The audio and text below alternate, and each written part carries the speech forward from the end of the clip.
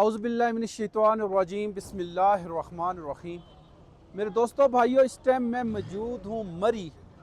یہاں پہ کسی ٹائم میں بڑا پر رونق بازار تھا۔ یہ جو میرے پیچھے آپ کو ملبہ نظر آ رہا ہے، یہ ہمیشہ سے ایسے جگہ نہیں تھی۔ یہاں پہ کم و بیش میں لوگوں سے بھی معلومات لینے کی کوشش کروں گا اور آپ کو بتاتا چلوں کہ یہاں پہ 60 70 سال 80 سال سے یعنی ایک دہائی گزری جس میں لوگوں نے یہاں پہ زندگیاں گزاری۔ یہاں بازار تھا، بڑا برونق بازار تھا اور لوگوں نے مختلف طرح کی دکانیں رکھی ہوئی تھی اور لوگوں کی 2 3 نسلیں یہاں پہ اس کاروبار میں گزری۔ یہ پیچھے میرے وہ آپ کو جو بازار نظر آ رہا ہے وہ سارا بھی یہاں پہ دکانیں تھی، اس سائڈ پہ بھی دکانیں تھی۔ پھر یہ کوئی گورنمنٹ کی طرف سے انیشیٹو لیا گیا اور انہوں نے میرے خیال میں بتایا ہے کہ یہ کیونکہ لیز پہ جگہ تھی، اس لیز کی وجہ سے اس جگہ کو خالی کرنا پڑا ہے اور انہوں نے وہ خالی کروایا۔ اس حوالے سے میں مزید بندوں سے بھی بات چیت کرتا ہوں اور پھر کوشش کرتا ہوں آپ کو معلومات دوں۔ السلام علیکم، آپ ٹھیک ہیں جی؟ یہیں کے ہیں آپ؟ جی جی مجھے یہ بتائیں کہ اچھا یہ بلڈنگ آپ کی تھی؟ جی جی یہ کتنی جگہ میں بلڈنگ بنی ہوئی تھی؟ سر تقریباً 8 مہینے۔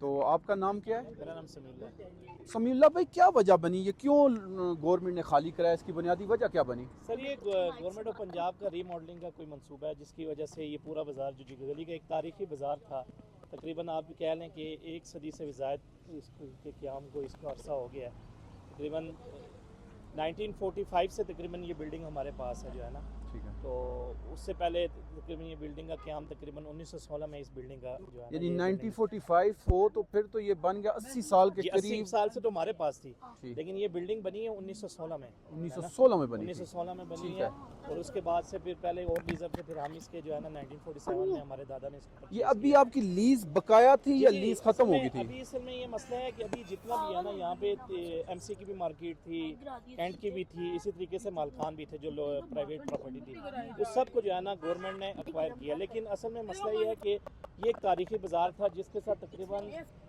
8 سے 9 گاؤں جو اس سے منسلک تھے۔ ابھی اس بازار کے ختم ہونے کا یہ نقصان ہوا کہ یہاں کی جتنی بھی جو آبادی تھی ان کی روزمرہ کی جو اشیاء کی ضروریات کی جو ان کی اشیاء تھی، ان کو مرغی جو ضرورت کھانے پینے کی جتنی بھی اشیاء تھی وہ ان کا اسی بازار سے وہ جڑے ہوئے تھے۔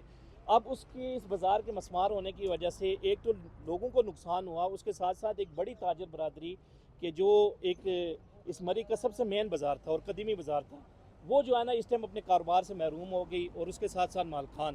اب جو حکومت لاس آف بزنس بھی دے رہی ہے جو ہے نا وہ کر رہی ہے، لیکن جن لوگوں کا کروڑوں روپے کا کاروبار تھا، اب ان کو اگر آپ 30 لاکھ 40 لاکھ دے دیں گے اس سے تو ان کا کچھ نہیں بنے گا، ٹھیک ہے۔ مجھے آپ ایک بات بتائیں